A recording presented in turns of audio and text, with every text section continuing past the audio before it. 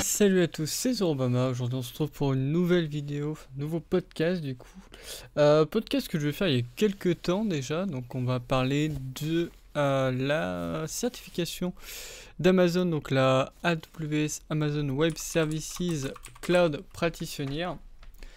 Donc certifié de Cloud Practitioner, donc que j'ai passé en septembre si je me trompe pas. Je refais juste la date pour être sûr. Au moment à lequel je l'ai passé. Donc petite vidéo là que j'avais annoncé sur le réseau que je l'avais obtenu. Et je vais faire une petite vidéo pour expliquer voilà, comment je m'étais préparé là-dessus, comment c'était passé, comment se déroule l'examen et tout ça. Donc d'où le fait voilà, de vous faire cette petite vidéo actuellement. Alors moi il y a eu avoir du changement au niveau des questions, ça c'est possible, et également au niveau de peut-être le pourcentage qui changera peut-être à terme ou quoi, puisque moi donc j'ai passé la CL01 et maintenant on est sur la CL02. Alors moi je t'ai un peu donné le défi d'essayer de la passer, donc c'est CL001 avant le changement. Donc moi j'ai passé le 15 septembre 2023 et il faisait le changement le 18 septembre 2023. Donc du coup c'est pour ça que j'avais bloqué ma date et que j'avais essayé de le passer en me disant voilà, si ça passe c'est ok, sinon bah tant pis, on restera une prochaine fois. Donc du coup c'est vraiment la première certification que je passe dans ce type de vérification, hormis examen ou autre, hein, mais là c'est vraiment première certification, que ce soit informatique, cloud ou autre. Et première fois aussi que je l'ai passé sur Pearson VUE. Donc une fois que je m'étais mis en tête de la passer, donc je m'étais mis en tête de la passer du coup quand j'étais en cours du coup pendant mon titre professionnel Bac+3, où on a eu un cours pendant une semaine sur AWS, ce qu'on pouvait faire, à quoi ça servait, aussi comment se repérer dans la doc et tout ça. Et j'ai mis ça de côté pendant un certain moment avant de pouvoir faire ce passage. Alors la préparation et le passage a été un peu chaotique parce que bizarrement le jour du passage je suis tombé malade. J'avais de la fièvre, j'avais un rhume et tout, c'est assez complexe. Mais bon, au moins j'avais pu travailler un peu plus pendant la journée. J'ai décidé de le passer le soir. J'ai pris un créneau à 20h15, 20h ou 20h15. Bien sûr, il faut vous présenter avant, puisqu'il y a des vérifications à faire.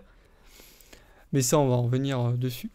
Donc moi, ma méthode de préparation, ça a été de suivre donc 2 cours sur LinkedIn Learning, qui duraient 3 à 4 heures chacun, où j'ai pris pas mal de notes là-dessus. J'ai passé du temps aussi à lire les prérequis de l'examen, à lire les différents documents qui vous mettent dans l'examen. Savoir du coup qu'il y a une vidéo en anglais, plusieurs vidéos en anglais qui vont vous expliquer AWS directement sur le site. Donc ça pareil, je vous mettrai le lien en description pour que vous puissiez aller dessus. Et après, j'ai regardé une vidéo en anglais qui allait recenser la plupart des services qui sont sur AWS qui peuvent tomber pendant l'examen. Donc ça aussi, hein, dans la petite fascicule de préparation à l'examen, c'est dedans. Donc vous pourrez du coup le consulter et voir un peu sur quel service travailler dessus. Donc là-dessus, j'ai fait ça en amont. Et après, le plus d'informations que j'ai eu, c'était aussi dans la vidéo en anglais que j'avais trouvé. J'ai regardé le matin pour passer l'examen le soir. Donc là-dessus, ce qui est important du coup, c'est de comprendre les services, à quoi ils servent, dans quel cas on va les utiliser, comment on s'en sert. Donc pas plus technique, mais en fait c'est vraiment pratiquement que de la théorie. Comprendre aussi les principes de base du cloud. Donc ça pareil, j'irai après sur le site pour vous lire un peu comment il vous conseille de le préparer. Donc au moment du passage, donc là c'était sur Pearson VUE. Donc en fait le logiciel il va donc analyser ce qu'il y a sur votre PC. Il va du coup voir s'il y a des logiciels qui sont interdits, style logiciel de prise de notes, logiciel de communication ou autre. Et aussi, il va vérifier si vous avez un ou plusieurs écrans de branchés. Alors, Si vous avez plusieurs écrans, moi dans ce cas-là, là, quand je l'ai passé, j'avais 2 écrans. Il faudra débrancher le deuxième écran parce que du coup, l'examinateur va vous demander s'il est bien éteint, s'il est bien débranché. Il faudra du coup lui montrer les câbles et tout ça pour la vérification. En plus de ça, ça va du coup vous mettre le logiciel de questions en plein écran. Donc vous aurez plus accès à rien en fait sur votre PC. Donc vous ne pourrez pas faire de Alt-Tab ou autre. Parce que voilà, c'est bien un examen qui est close book. Donc du coup, pas en note, pas en quoi que ce soit. Pas de question d'infrastructure ou de lab à faire ou de tests pratiques à réaliser. Hein. C'est vraiment que du QCM. On va vous demander aussi de vérifier votre bureau, voir voilà, si vous avez un autre écran, un autre PC, des notes qui sont devant vous, derrière, à côté de vous ou autre. Il va vous faire le tour de la pièce aussi pour vérifier qu'il n'y a personne avec vous. Ça aussi, ça va être important. Du coup, il faudra uniquement avoir sur votre bureau la pièce d'identité et de quoi boire. Vous n'avez pas le droit de manger. Moi, il me plaît à l'ordre parce que j'avais de quoi manger. Donc, du coup, j'ai dû retirer ça. Aussi, pour ceux qui ont les Stream Deck, alors faites gaffe parce que moi, en gros, il m'a demandé plusieurs fois ce que c'était. Il m'a laissé passer l'examen parce qu'en fait, je l'avais mis plus loin et je l'ai débranché après. Donc, le mien était éteint, mais il m'a quand même posé plusieurs questions là-dessus. Et aussi, alors j'ai pas compris, mais au niveau de mon écran, donc au niveau de mon écran BenQ, j'ai une LED qui indique que l'écran est allumé. Donc la LED est verte. Et 3 fois, le mec qui faisait la vérification m'a demandé à quoi elle servait la LED. Voilà. C'était assez drôle. Ensuite, si vous avez un casque ou des écouteurs, il va vous dire qu'il passe à l'écrit pour les dernières vérifications. Il va vous demander de retirer le casque et en fait, il faudra que vous le mettiez. Enfin, en gros, il faut être dans le champ de la caméra et lui montrer où on le pose. Donc, moi, du coup, j'avais un meuble plus loin. Je vais montrer que je l'avais posé dessus. Il valide du coup qu'il voit bien que vous l'avez posé dessus. Et ensuite, voilà, vous avez pas de casque, quoi que ce soit. Aussi pour vérifier voilà, que vous n'avez pas de communication en cours. Et il va vérifier au poignet pour être sûr que vous n'avez pas de montre connectée. Il ne faut pas qu'il y ait votre téléphone non plus. Voilà, donc il y a pas mal de... Ça, c'est rappelé sur PersonView, hein, tout ce que vous n'avez pas le droit d'avoir sur le bureau et tout ça. Mais sachez que ça va être vérifié dans tous les cas. Donc... suite à ça, donc que des questions théoriques. On a donc 1h05 au total pour l'examen. Donc sans compter les vérifications avant, mais du coup vous commencez... en fait, il faut arriver à l'heure pour en fait commencer sur le créneau et pouvoir faire votre 1h05 tranquille. Vous allez avoir en haut du coup le temps qui défile et les 65 questions auxquelles vous allez devoir répondre.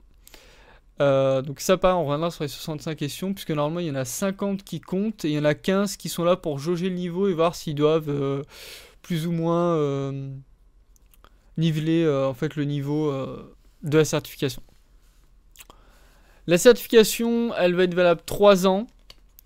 Ensuite, passer ce délai de 3 ans, il faudra soit la repasser, donc pour prendre une qui est au-dessus, donc par exemple Associate, donc là pareil, je reviendrai avec vous sur le pass qui est possible de faire au sein des certifications AWS, ou bien repasser la même certification pour prolonger la durée à nouveau de 3 ans. Donc alors 3 ans en gros, c'est que si par exemple, donc là moi je l'ai passé en 2023, Able sur 2026, si je fais une certification qui est, du coup si je suis par exemple la Associate qui est au-dessus, donc celle-là va être bonne aussi pendant 3 ans, et donc celle qui est en dessous va repartir pour 3 ans. Donc si je la fais en 2025, elle repart pour 3 ans à partir de 2025. Ils vont pas attendre 2026 pour repartir dessus. Donc là, elle sera bonne jusqu'en 2028. Voilà, ça compte comme ça au niveau du fait de repousser la durée. Donc, l'avantage, c'est que vous avez les résultats tout de suite. Une fois que vous avez fini le test, que vous avez validé, que vous avez relu, ça je vous conseille de regarder. Moi, j'ai relu 3 fois. Par contre, j'ai passé assez vite. Je crois que j'ai plié l'examen en 25 ou 30 minutes. Faut pas, hein. Enfin, même je crois que j'ai peut-être fait moins. Mais 25-30 minutes, ouais, c'est... Je l'ai vraiment rushé, quoi. Il y a des questions, du coup, je me posais pas de questions. Enfin, il y a les questions et les réponses, j'ai enchaîné, quoi. Mais Ouais, prenez bien le temps. Si vous avez besoin de plus de temps, clairement, c'est pas une course. Donc, si vous avez besoin de plus de temps, faites-le. Donc, une fois que vous avez fait ça, que vous avez revu vos questions, vous avez vérifié que vous n'en avez pas oublié, que vous avez bien tout coché, que vous avez validé tout ça.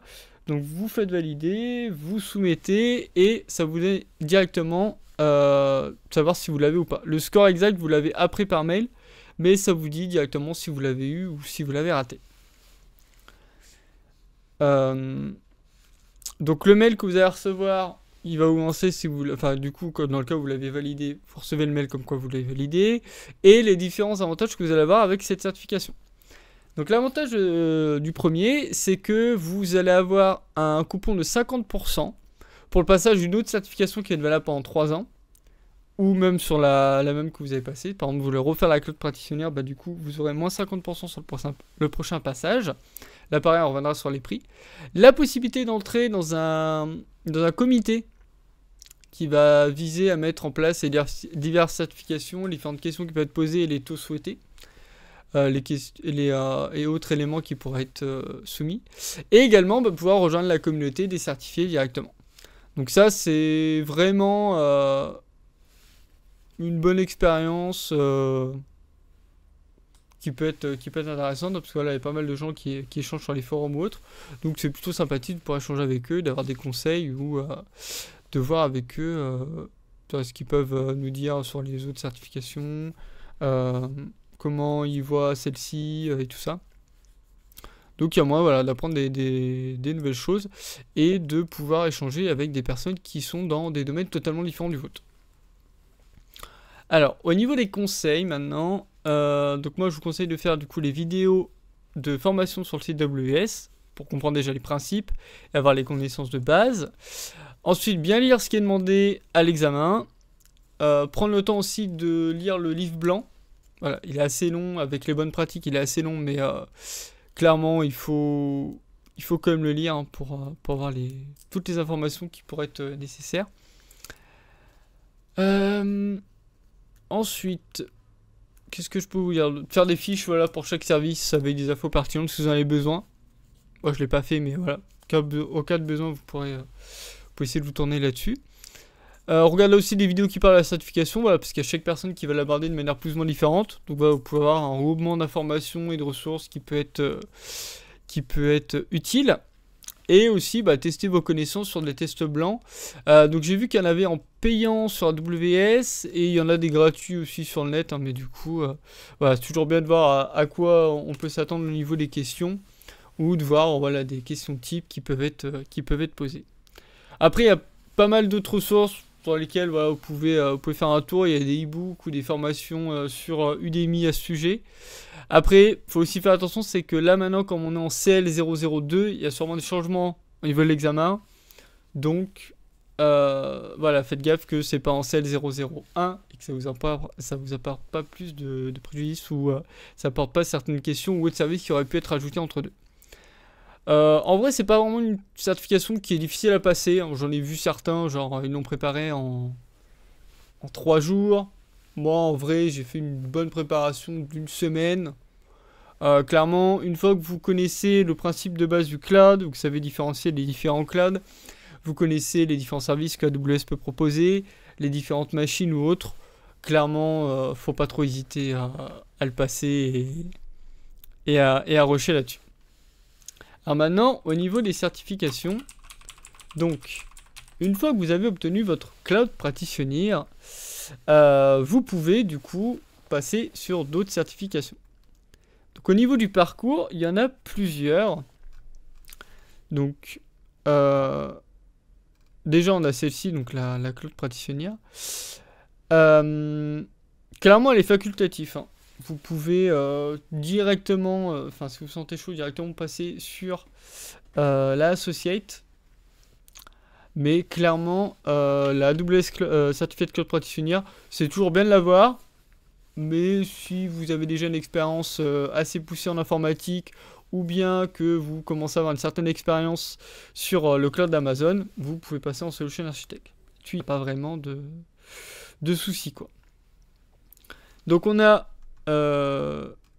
différents parcours possibles. donc on va avoir le Solution Architect. Donc là, c'est plutôt axé conception, développement et gestion de l'infra avec les actifs dans le cloud. Et une collaboration en DevOps pour pouvoir migrer les applications vers le cloud. Donc là, on part de la Cloud Practitioner. On peut donc passer sur la Solution Architect en Associate. Ensuite, la Solution Architect en Professional. Et ensuite, vous pouvez prendre une spécialité. Généralement, ils conseillent la Security. Architecte d'application, c'est plus ou moins la même chose, sauf que là, ils proposent donc Solution Architect Associate, Développeur Associate et ensuite Develop Engineer Professional. Et après, vous avez la Solution Architect Professional qui peut être conseillée. Ils vous proposent aussi donc donc ça, c'est pour la conception d'aspects importants de l'infrastructure des applications, avec de l'interface utilisateur, logiciel intermédiaire et la garantie des systèmes avec une mise à l'échelle fiable et gérable au sein de l'entreprise. On a un parcours pour le Cloud Data Engineer. Donc là, c'est l'automatisation avec de la collecte et du traitement de données structurées, semi-structurées et surveillance de performance du pipeline des données. Donc là, clairement, c'est Solution Architect, Data Engineer et ensuite Security. On va voir donc le parcours ingénieur en développement logiciel. Il y a aussi le administrateur système, l'ingénieur cloud, l'ingénieur de test, le cloud DevOps, le cloud SecOps. Donc voilà, il va y avoir pas mal de possibilités. Et ensuite, à chaque fois, ils vont vous dire voilà, vers quoi vous pouvez vous tourner. Donc au niveau de toutes les certifications, donc vous avez la Cloud Practitioner. Ensuite, en Associate, vous en avez 3. Donc soit vous allez en Solution Architect, soit en SysOps Admin, soit en développeur, soit en Data Engineer. Ensuite, en professionnel, il y en a 2. C'est Solution Architect ou DevOps Engineer. Et en spécialité, après, vous avez l'Advanced Networking, le Data Analytics, le Database et le Machine Learning, le SAP sur AWS et le Security. Donc après, ça dépend du parcours que vous voulez faire et comment vous voulez passer, quel certif vous allez être intéressé du coup à passer. Alors, ensuite, au niveau... Du coup, on va je vais regarder du coup quels sont... Enfin, vous donner du coup quels sont les prix qui peuvent être... Enfin, qui vont être demandés sur ces différentes certifications.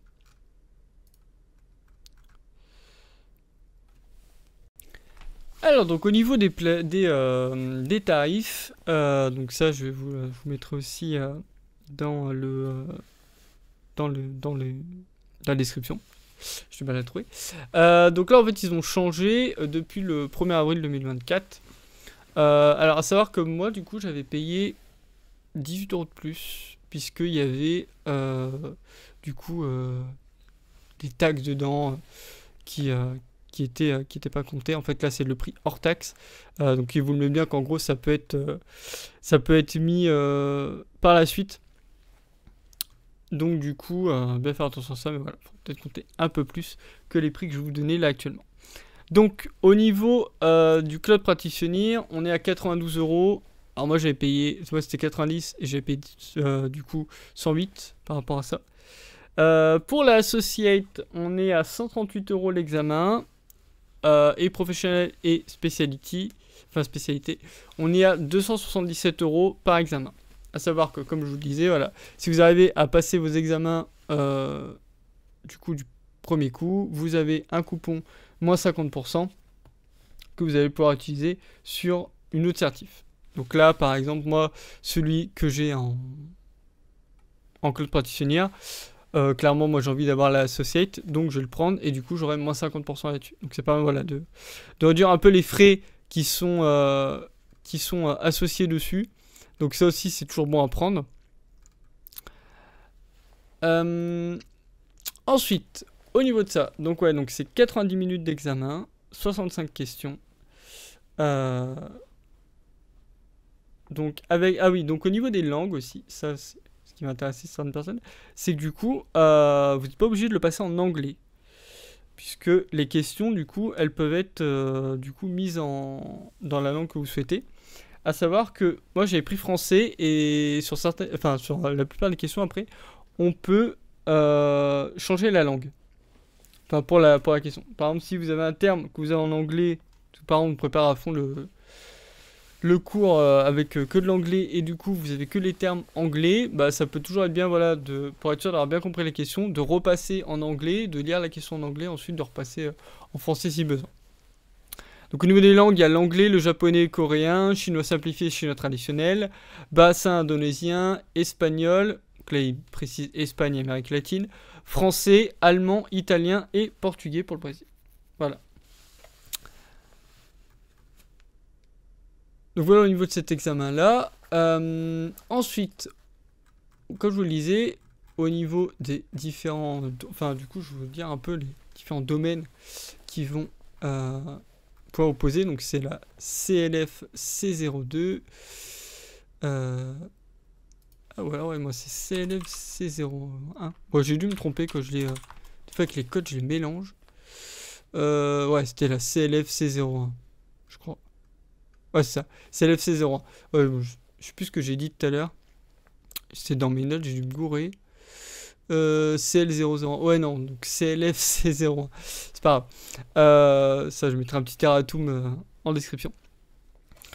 Donc, cet examen-là, donc le Amazon Certified Cloud Practitioner CL02 est destiné aux personnes qui peuvent démontrer efficacement une connaissance globale du cloud AWS, indépendamment d'un rôle professionnel spécifique. Donc l'examen valide, la capacité du candidat à effectuer les tâches suivantes: expliquer la valeur du cloud AWS, comprendre et expliquer le modèle de responsabilité partagée AWS, comprendre les bonnes pratiques en matière de sécurité, comprendre les coûts, les aspects économiques et les pratiques de facturation du cloud AWS, décrire et positionner les différents principaux services, notamment les services de calcul, réseau, de base de données et de stockage, et identifier les services AWS dans les cas d'utilisation courants. Voilà. Donc généralement ils vous disent que vous avez, enfin c'est bien de le passer, que vous avez jusqu'à 6 mois d'expérience en matière de conception et de mise en œuvre ou d'opération du cloud AWS, et que c'est idéal pour les personnes qui ne sont pas issues des milieux informatiques ou qui n'en sont peut-être qu'au premier stade de leur carrière dans le cloud AWS, ou qui peuvent travailler avec des gens, enfin avec des personnes occupant des rôles dans le cloud AWS. Voilà, c'est vraiment ce qu'ils mettent en avant. Après au niveau du contenu de l'examen, voilà, donc choix multiple ou bien réponse multiple. Et donc au niveau du contenu non noté, vous avez bien 15 questions qui sont non notées, qui n'ont pas d'incidence sur votre score. Et en fait c'est pour recueillir l'information sur les performances en cas des questions non notées. Et l'objectif c'est d'évaluer ces questions vu une utilisation ultérieure en tant que questions notées. Ces questions notées ne sont pas identifiées comme telles dans l'examen. Vous ne saurez pas du coup lesquelles sont bonnes ou sont mauvaises. Et au niveau du score, donc il faut avoir un score entre... C'est un score du coup qui se fait entre 100 et 1000. Et il faut avoir au minimum 700 pour pouvoir l'avoir. Si vous êtes au-dessus de 700, vous êtes bon. Donc au niveau après des différents aspects, je vous mettrai toutes les ressources que moi j'utilise pour pouvoir la préparer. Et du coup voilà, donc il y a les différentes technologies qui vont pouvoir être posées. Donc les types d'instances par exemple sur le C2, les gestions de coûts, les bases de données, le machine learning. Bon, ça rentre pas non plus trop dans le détail, hein. Le AWS Well Architect Framework aussi qui est très important à avoir. Et voilà, au niveau des autres technologies qui sont assez importantes sur celui-ci, je vais pas toutes vous les détailler, mais c'est quand même bien de les connaître. Et il vous cite aussi celles qui sont hors champ. Et ensuite, au niveau du domaine, donc maintenant sur la C2, donc il y a eu des changements au niveau du pourcentage. Donc maintenant, en fait, vous avez donc 4 domaines. Vous avez les concepts du cloud, la sécurité et la conformité, technologie et services cloud, et facturation, tarification et support. Donc maintenant, le domaine 1, c'est un pourcentage de questions. Du coup, il y a 24% de questions là-dessus. Le domaine 2 en a 30. Le domaine 3 en a 34. Et le dernier domaine en a 12. Sachant qu'avant, c'était concept du cloud, c'était 26 Sécurité, conformité, c'est 25. Technologie, là, il n'y a pas de technologie, service cloud, c'est juste technologie, mais voilà, ils mettaient comme des services cloud dedans, et 33%. Et facturation et tarification étaient à 16% quand même. Donc là, ils ont réduit sur la facturation, un peu sur les concepts cloud, pour augmenter la sécurité, et un petit pourcent au niveau de la technologie.